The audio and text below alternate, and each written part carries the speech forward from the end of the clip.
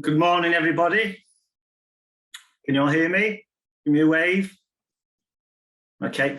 Can you all see me in a big picture, or is it just a very small thumbnail? Okay. Right. Well, first of all, thank you for coming to the second President's update, which I've run this year. I think it's very important that we keep everyone informed of what's happening and the work the committee, as well as members, have been doing for our society. I've got some headline data, and I'm just going to give you it here. In February 22, our funds were £56,400. Okay, and today's membership, we have 785 members. Now, the issue we're all facing in our society is our membership and increasing costs. So I'm just going to go through some numbers that Andrew Gavra put together so that you can appreciate what's happening. In 2014, we started off with 1,346 members, and that's been slowly decreasing every year. On average, we've lost 71 members per year. And in 2021, in June, just prior to our last September meeting, we had 845 members. Now, in September, when most people renew at our convention, or when our membership finishes, we had approximately 700 members. So that had gone down from 845 to 700. Now, Andrew Gavra has worked really hard contacting unpaid members throughout this year, and that's why we're now standing at 785. We've also attracted new members, and running a branch, I see new faces occasionally. I know Kevin and Kathy on today are here, and I know there's new members joining their branch. And it's very important that we, celebrate our efforts. The people are going out there and trying to raise the profile and also attract members to join the GFS as a whole. So this year we have lost 62 members. And I'm setting myself a target, and the committee and the members, that we need to at least stop this decline and retain our 800 members if we can this year, moving on into September. And hopefully we might even increase that. We've got plans in place, and I'm going to talk about membership in more detail in a few minutes. Okay. The one thing which we need to really think about is make sure our society attracts new members and it's fit for purpose. And what I mean is we keep all the traditions, we keep the thrash, we keep, I think someone said, the inclusion. So it's not becomes an elitist group where the best youths and the best players have the opportunities, but a society for all. And I'm really supporting that idea that the GFS is open for everyone. It doesn't matter the race, religion, ability, it's open for everyone. However, we do need to try and think about how we can use today's technology or people in the society to try and attract members. So, for example, this year, since my last discussion with you all, Kathy Stanland spoke to me about attracting new members from the Imperial. So we purchased a new banner for the foyer, and we did, yes, you did that. You told me, phoned me up and told me, Kathy, she's shaking her head. And we've got a new banner, and that banner has already attracted 8 new day members in our last convention. Now, 8 members, you may think it's not very good, but in fact, it's 8 members who were staying at the Imperial. I have no idea that the GFS were there doing our convention. So that's another, it's an easy fix. And already that's paying dividends. At Castleford, I asked the Yorkshire Evening Post to come down, and we did an article, and we had players, so George Harrison's Uke, and again, that made the paper sold 12,471 sales that day.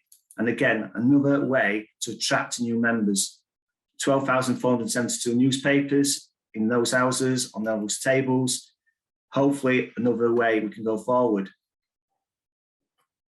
Recently, Cassie, who's our assistant treasurer, I know she's here, designed a new flyer for the GFS. I know other branches have got flyers, Castleford, I know Sale have, but actually for the GFS, links on the website, the membership site, that's been given out not only to anyone who's doing war weekends, 40s weekends, doing the George Formby show, doing the George Formby talk. I've given those out already. Okay, and again, that's another way forward. I've also spoken to Andy Eastwood, Stuart Boston. Stuart's going to America for a banjo festival, and Andy obviously plays around the country. And again, I've sent flyers to those two guys who again will try and push our society.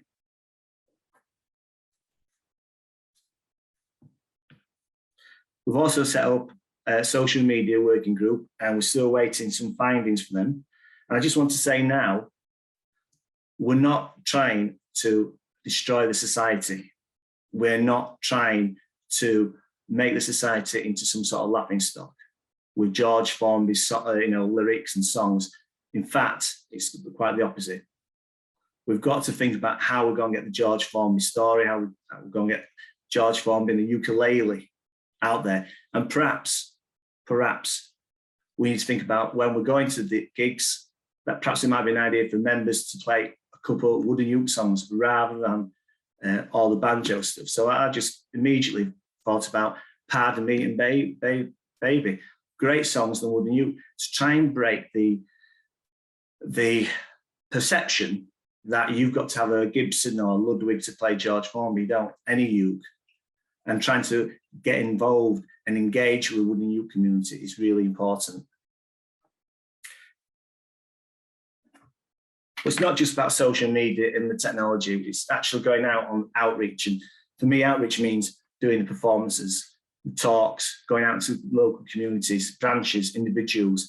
And I think that is, again, really important. And those people doing that advertise the GFS.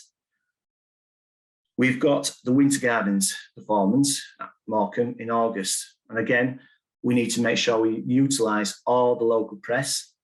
We get people out on the side of the Winter Gardens playing Formby songs, attracting people who are interested in ukulele, interested in George. And by chance, our event at Morecambe coincides with a 1940s weekend held. So hopefully we might be able to attract new members through that event as well. Also, we're going to Llandudno, Extravaganza, the May Bank holiday, and again, we'll be trying to drum up support for the GFS. All events that members or branches do outside our normal routines, we really need to ask them to help us by supporting us, by advertising George Formby. And if anyone is going outside in the local community, this is a time where send me an email, we'll send you some flyers and we'll send you some vellums to help you out, okay? Excuse me.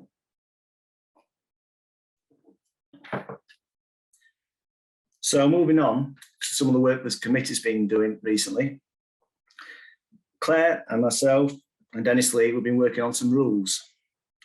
We looked at the rules, and I think it's the first time for a long, long time that rules have been checked and really been tried to drill down to see what the rules actually mean, to tighten them up, to make them more reflective of today's society. One aspect which we have talked about is having all members the ability to vote in the AGM through email or by a postal ballot. Now, obviously, the process of this is we've had a subcommittee, we've worked on it, we've spent a lot of our hours working on the rules, updated them. We've gone back to the committee, they've gone through them with a fine-tooth comb, and then we've gone back and updated them. It's like going through Brexit, but harder. We've then gone back to the committee, and finally, they'll be sent back to you guys, the members, because the members will have their final say on adopting the rules if they wish, and that's in the AGM. I want to say now that I am really passionate to allow members to have a voice and have the opportunity to decide what's happening with their society. It's not down to me or the committee or anyone else. It's down to the full membership. Okay. Moving on. We've also investigated an issue which has come up via my discussions with the Winter Gardens and Morecambe about public liability insurance. I think you need to know that the Society has not had any insurance at Blackpool since 2006. So I asked Andrew Gaverer, who's dealt with it, to find the insurance quote, and we're now covered not only for Blackpool, but also for our performance in Morecambe. Now, this doesn't cover branches. So it's really up to the branches if they decide to go for some sort of insurance protection for them to deal with that. However, it is in place now for our conventions and Morecambe itself.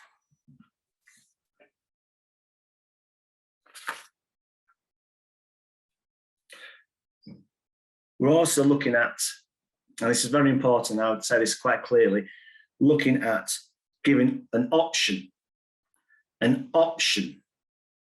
for people, members, to switch from a paper vellum to a digital vellum. This is an option. It's up down to members to decide what they wish. Not me, not the committee, but an option. So that will be down coming through hopefully this September or next year. But it is an option for the members to decide, so they can opt out of receiving a vellum magazine. They can opt out, if they wish, from receiving a vellum magazine. Okay, so it's not compulsory, because I still want a vellum magazine. Now, we're now going to go on to the costs, okay, for the Imperial Hotel. The last 3 to 4 years, barring COVID, our costs have not increased at the Imperial. I think the last time it might have been 4 years, and it went up by £50 a day. Now, I spoke to the general manager only this week, and initially she was going to increase the cost of running a convention by, by £300 per day. Now, I felt that's quite expensive. So I spent an hour speaking to her, and we've managed to knock that down to £150 a day increase. This gives us an increased cost of £1,200. Now, before anyone asks, I've also spoke to the mayor at Blackpool about the Winter Gardens. And the Winter Gardens, just to compare, won't be free. It will be a charge, and the charge will be £3,000 per day for the Spanish room. That's not including any additional rooms for tuition or ukulele sales. Okay, we are looking for different venues, but we've got to find the right venue and the location, because I don't feel that a venue in the town centre where people who are in the 60s, 70s, 80s walking around with ukuleles at the dead of night is a way forward. We've got to think about our members. Okay.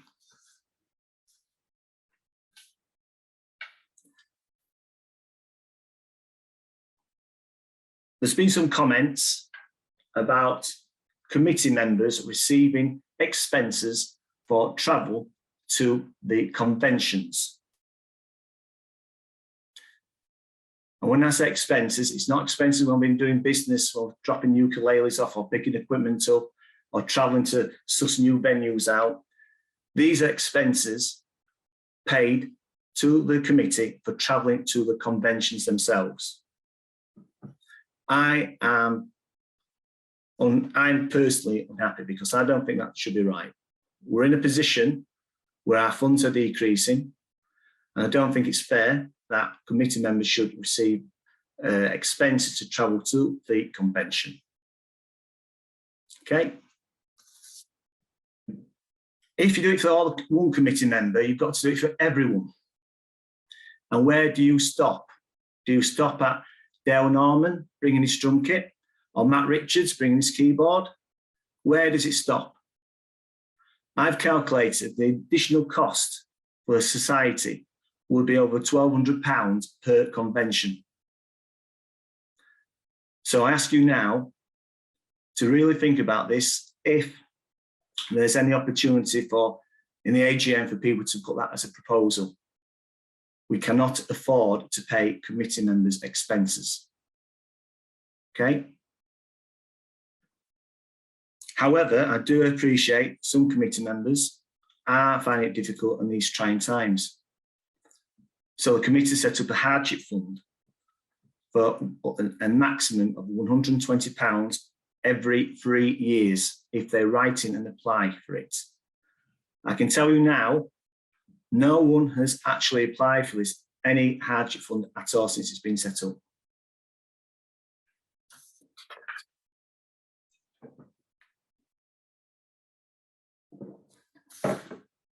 Now I'm going to move on to some of the questions. Suzanne asked me if we were considering doing any of the classes in that Blackpool.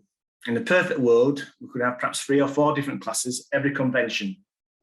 Currently, we've got an up-and-comers class run by Daz Barry and beginners by myself. I am negotiating with 1 or 2 people if they could do a class on advanced playing or fitting vellums. But it's down to the members. If you've got a skill, contact me and we can sort something out. Claire Oath, before I forget, has offered to do a class, a real beginners class. So thank you, Claire, for putting yourself forward. So we've got 2 or 3 classes, but by all means, if there's anyone else who would like to offer something, this is your opportunity. If you could drop me an email, or the secretary, or Steve Langford, I'm sure we'll be more than happy to accommodate you. And the classes, I hasten to add, don't necessarily have to be linked to the ukulele. We could do a small discussion on George's films, or his music, or his recording, or records. Does it have to be about the ukulele? Lynn Raybould suggested and was concerned about the cost of the vellum. With the increased postage costs, would it be an idea of having only 1 vellum per year, a large one, and then having 3 or 4 new newsletters sent by email?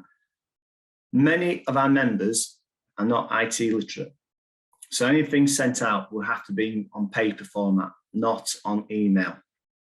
Okay, so therefore,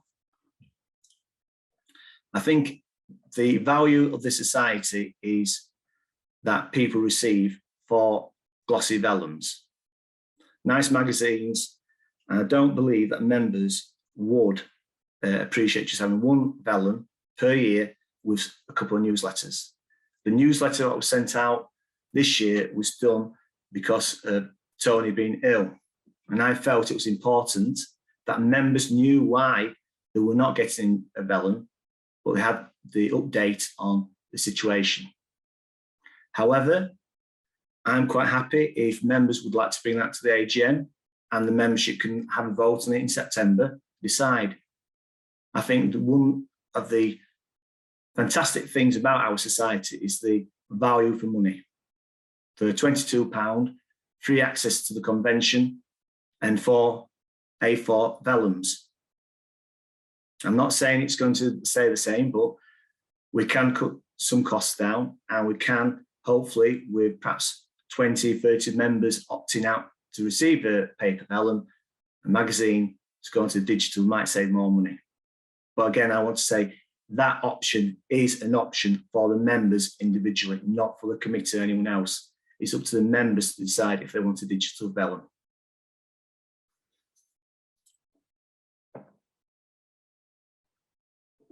Sorry for taking drinks out. It's a long time to keep talking. It's like being in school. The next question came from Joe Wally and Claire Oath. Streaming is streaming beneficial to the GFS, protecting individual privacy, data protection, and effect on members who are not IT literate? This is a very topical question. I want to just go through some of the things, what's in place so far, and then tell you about what the future might mean. So far, Stuart Boston has done a trial last convention. He set the equipment up. He was there all weekend, streaming some of the performances. These did not go online. They were just recorded. We're going to have another trial in June. Again, this will not be going online. That will be then discussed by the committee, where we will have to think about, is it a way forward? What safeguards we need to put in place? And how it's going to be viewed. Then it will come back to the members to vote on it. The members will have the say if we'll go ahead with this or not. Something which Andrew Gavra mentioned, we discussed this prior, was that rather than members assuming to be opting in to be filmed, we assume that they have opted out. So no one's going to be filmed unless they actually say they want to be filmed. Next question, what we need to consider is, do we film 20 to 30 minutes of a particular section of the evening? For example, Saturday night, or perhaps a youth class. But certainly, I don't believe we should be thinking about streaming the entire convention. Now, another issue which I've been told about was the copyright of this music and GDPR. What we need to think about is the Imperial first will have a PRS license for live music. Warsaw, for most of Georgia's songs, copyright ends after 70 years of being published. So 70 years is about 1950. However, I do appreciate that some people have serious concerns, and that's why the committee have decided that when we look at the next trial, when we look at the pros and cons, we'll put safeguards in place. And then, even then, it will still go down to the membership to decide.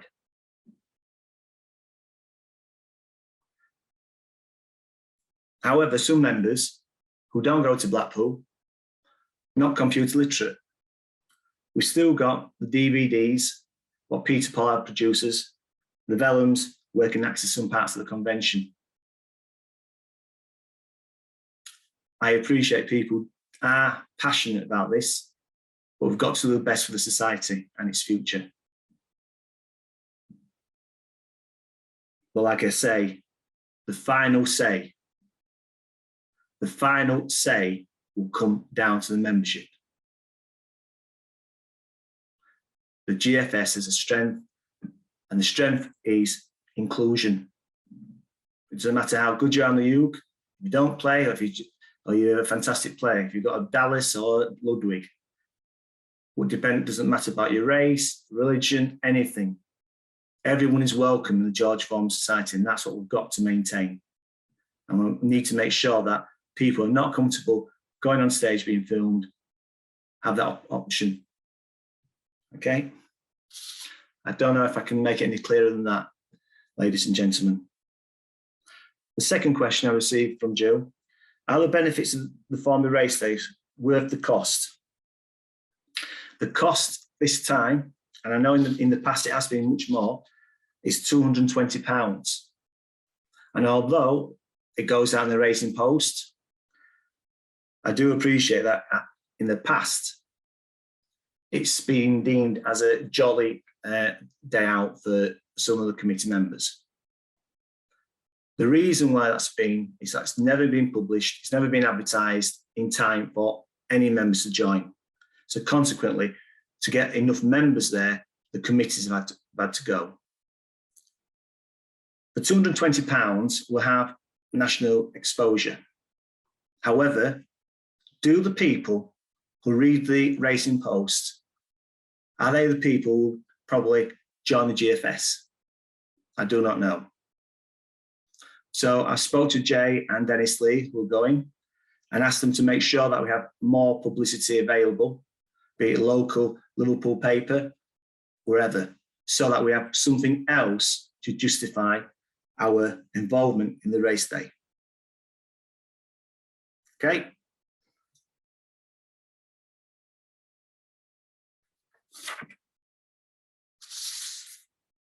The next question. The GFS members will receive 4 vellums and 4 conventions for £22. Can we not increase membership fees to help our increased postage costs?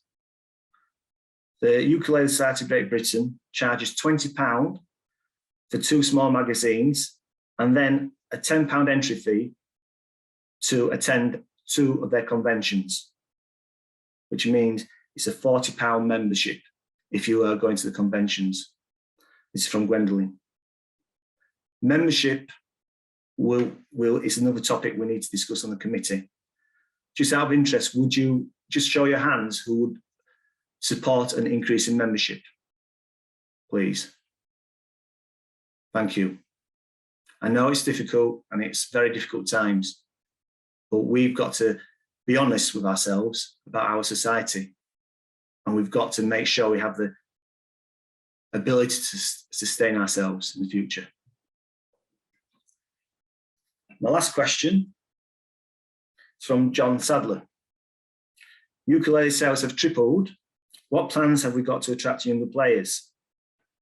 Well, as I've said, we are looking at social media, and that would be an instant access to younger audiences. But again, it's not as easy as just putting something on Instagram. What do we want people to see the GFS as?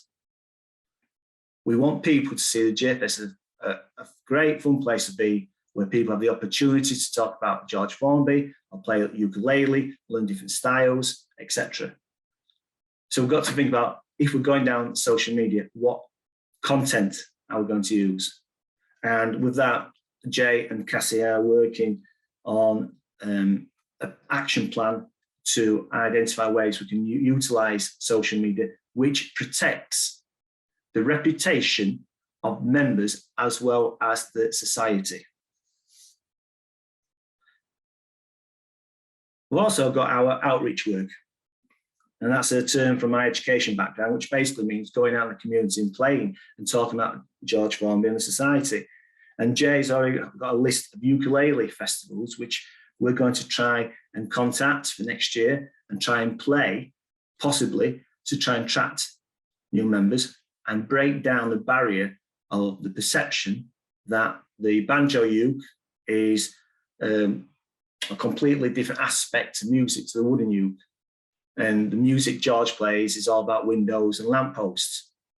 You know, you only have to look at the songbooks, and some of those songs in particular really are geared up for wooden ukes. And, you know, George played wooden uke in his films as well. So outreach work is really, really important. And again, I've mentioned Andy Eastwood, I've mentioned Tony Lister, Dale Norman, Kyle, have all taken flyers to try and advertise our society in areas that pass the community which we don't normally access: wooden uke groups, 40s weekends. Also, we can link up with different societies and groups, and Cassie is a big Jeeves and Worcester fan, and she's working to try and develop a link with that society, because one of the characters was a banjo ukulele player apparently, and trying to perhaps get some people down there to give tuition, free tuition, wooden uke tuition. Jazz festivals is just another example.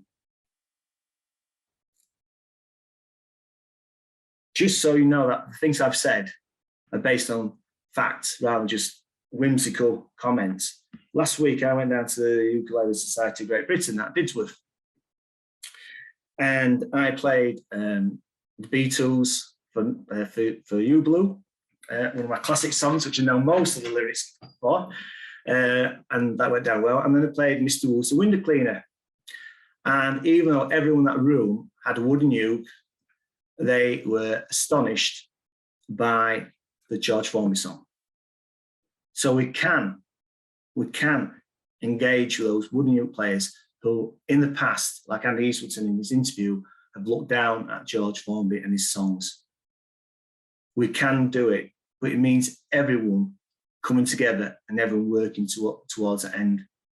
I know two people in here, Kathy and Kevin, they play wooden uke, and they don't detract from George Formby. They go out, play, and people engage with that. And then the next step is introduce them to the Formby song.